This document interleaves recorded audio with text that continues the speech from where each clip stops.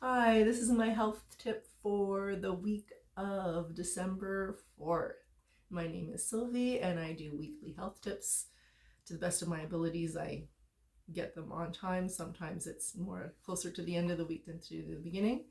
And it's my new commitment to do videos. So, the next thing I wanted to talk about this week is part of the holistic aspect of my practice and the fact that I teach and help people with nonviolent communication.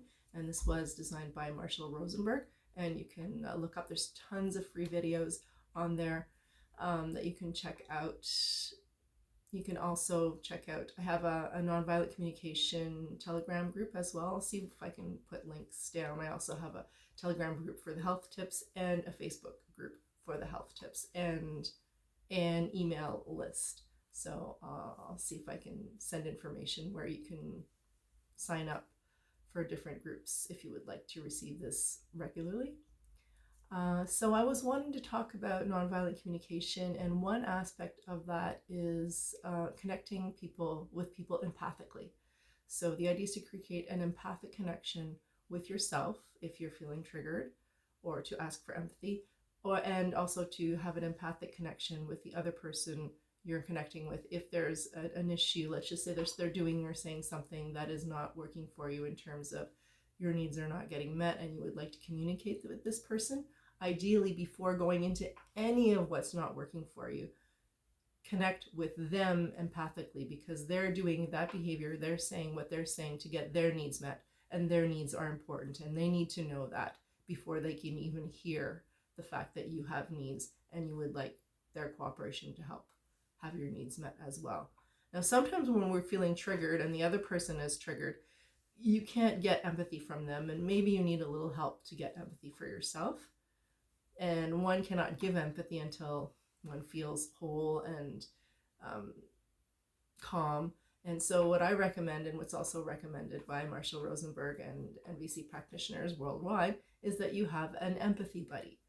So maybe there's someone you have in mind, someone you can give a call. Let's say you're triggered and you have a friend, you can be an empathy buddy with them, and they can call you if they feel like they need some empathy, and you can call them if you feel like you need some empathy. And one of the basic ways of describing empathy in terms of nonviolent communication or compassionate communication is that you're listening for the person's feelings and needs and reflecting those back to them.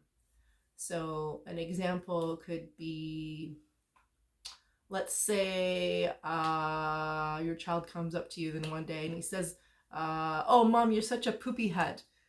And you could say, oh, you don't say stuff like that to your mother.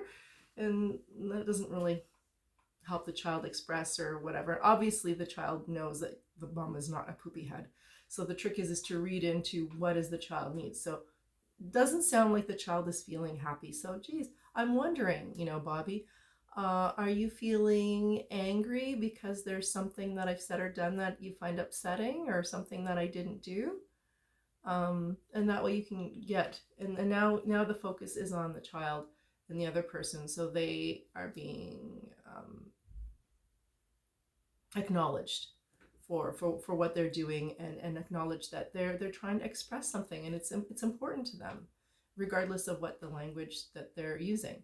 So that is an example of empathy. Are you feeling angry because of XYZ? Are you feeling, and maybe your need for autonomy, well, you wouldn't say that to a child, but your need to make your own decisions was not being met, or you would like to be able to make more of your own decisions, or maybe you would like to have more time to play, or something simple like that. Just say, oh, you're feeling, say the feeling and say what they might be needing. And you can look up nonviolent communication in terms of feelings and needs lists and explanations as to all that. This is a little bit more advanced, but I just wanted to give people that idea that it's really important to reach out to get support from friends and to be able to give them support. So you can look into getting an empathy buddy so that you can receive the empathy that you need to feel whole and calm and joyful. Thank you. Bye-bye.